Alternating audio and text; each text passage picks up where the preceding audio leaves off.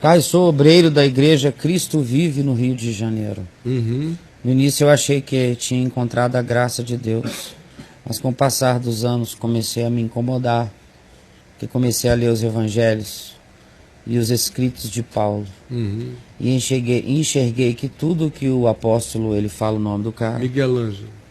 É isso mesmo. Quando você falou Cristo Vive, já todo mundo já sabe quem é. Ah, tá. O apóstolo Miguel Ângelo, que eu conheço há quase 40 anos. Isso, tudo que esse cara aí prega não é evangelho. Uhum. Eu procurei ele para dizer que não entendo mais as doutrinas dele como evangelho e disse que tomei a decisão de sair da igreja. Uhum. Mas ele me disse que se eu saísse, cara, eu iria pagar um preço alto. Ah, é? Isso é porque lá ele diz que prega a graça. E que tem ele preço alto. Pô, depois da graça que é favor e merecido, que preço Quanto alto custa sobrou? para sair? Né? O que sobrou depois da cruz, depois do favor imerecido? Sobrou o que, Miguel Ângelo? Sobrou o que, Miguel Ângelo? O que, Miguel? E aí? E que ele é o único profeta dessa geração a ter recebido a revelação do novo pacto Miguel, de tu é maneira doido, tão profunda. Miguel. Ele estava lá no meu escritório, porque o Miguel, conheci o Miguel legalista, lá na Nova Vida. Muito mais legalista do que a Nova Vida, porque o Macalister não era legalista, o bispo Macalister. Mas o Miguel Ângelo era, e uma vaidade que eu conheci, pouca gente tão vaidosa, tão empavonada. Esse cara aí? Do que o Miguel Ângelo. Meu Deus, é um pavão, ele veio lá de Angola, e era uma pavonice insuportável. E para aquelas mensagenzinhas lá idiotadas que ele pregava. Pois bem, aí um dia o Miguel Ângelo encontrou um pessoal aqui fora do Brasil falando sobre uma hipergraça. Ah, é hipergraça. Hipergraça. Sei. Mas é aquela graça mais hipercalvinista do que Calvino jamais conseguiu ser. Nenhum presbiteriano radical da linha fatalista, calvinista, extremada, chega a tanto. A tal ponto que o cara diz assim, não precisa de mais nada, a gente não batiza mais não, porque Jesus já se batizou por nós. Ninguém precisa mais tomar a ceia, porque a ceia Jesus já tomou por nós. Aí eles foram cada vez mais para isso. Esse Miguel, que eu conheço de outros carnavais, ele foi casado com uma menina que cresceu na igreja onde eu pastoreei depois, e eu e o irmão da menina fomos amigos íntimos desde a infância e a adolescência. Conheço tudo. Pois bem, então, ele chega um dia no meu escritório e me telefona, irmão Caio, posso ir aí conversar com o irmão?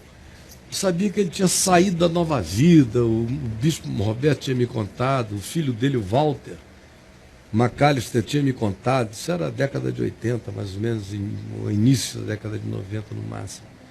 E posso ir aí, tal, acho que era 90, 91.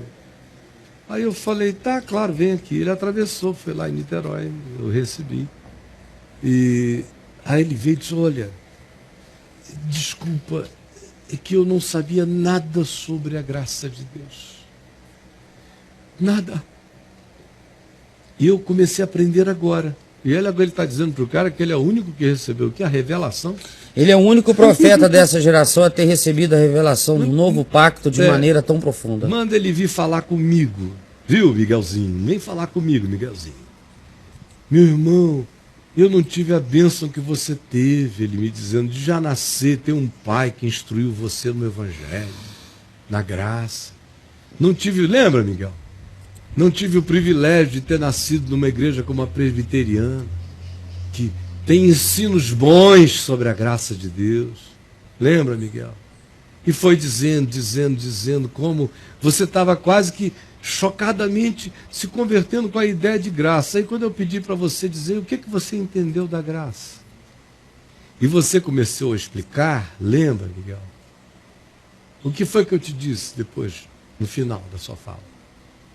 Falei, infelizmente, Miguel, você pensa que começou a entender, mas você está entendendo apenas uma doutrina que sistematizou de maneira falsificada a graça de Deus. Porque a graça de Deus não é assim, não é isso. O que você me disse? Tem coisas que eu ainda estou ajustando e aparando.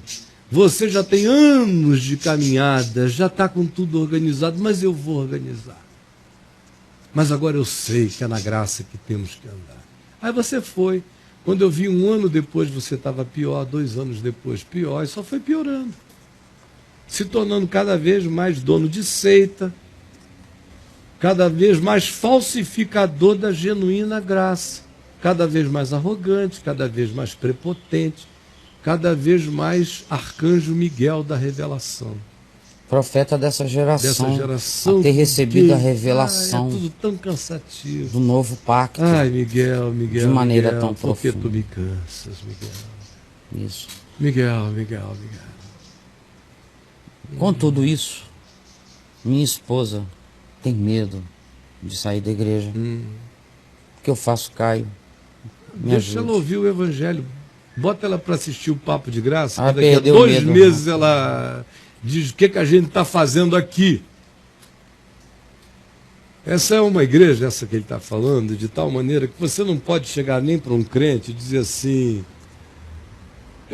ô meu irmão, que Deus te abençoe. Eles vão dizer: não, já me abençoou antes da fundação do mundo. Ah, eles pagam essas vibes assim? É? Se você disser, meu querido, que Deus te dê paz. A paz de Cristo já repousa sobre mim porque eu sou um eleito. Isso. Irmão, Deus te abençoe. Não precisa, porque eleitos já são abençoados. Ovelhas assertivas. Assertivas, meu amigo. Assertivas. Desde antes da fundação do mundo. Isso aí é bom. Só que é uma assertividade que as faz serem a elite, a fina flor do abacateirol celestial. Que beleza. São os 144 mil da graça miguelangeliana. É o último biscoito do pacote. Isso é porque eles são mansos e humildes de coração. Eu tô vendo. É de uma mansidão isso. Né? Quebrantados. É uma maravilha. Olhar lânguido, né? É uma coisa linda. Se você conhecer a figura, você vai morrer de rir. É mesmo? É. Cristo vive. Ai. Jesus querido. Olha só, gente, antes de eu terminar, eu só quero dizer uma coisa. Tem gente que me vê falando certas coisas aqui, eles ficam tão chocados comigo.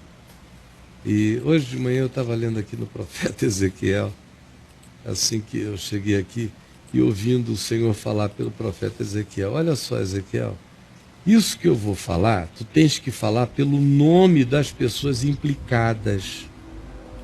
Tens que chamá-los pelos seus nomes, porque esses são os homens que pervertem a consciência da terra. Aí dá o nome dos caras. Olha, quem vive como vive, mas a sua vida não gera uma influência pervertedora nas demais consciências, a gente tem mais aqui cobrir os nomes dessas pessoas, falar a verdade, mas não precisar jamais expor ninguém. Mas quando alguém vive e se anuncia e se apresenta como influenciador de mentes e começa a ensinar o que é mal, aí o Senhor diz a Ezequiel, menciona pelo nome esse povo que diz aqui, essa cidade é a panela e vós sois a carne e nós é que somos o dono do cozinhado. Esse povo tem que ser denunciado pelo nome. Eu sinto de todo o coração.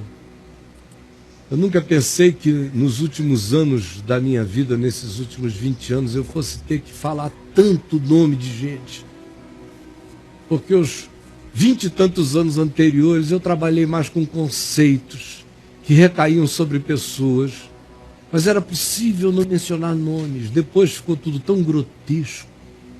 Eles se tornaram os donos da panela e vós vos tornastes a carne desse guisado que eles comem. Que o Senhor diz, chama pelo nome, anuncia a minha palavra, não temas, e eu te darei cara de diamante para tu aguentares o tranco. Assim foi, assim é, assim será.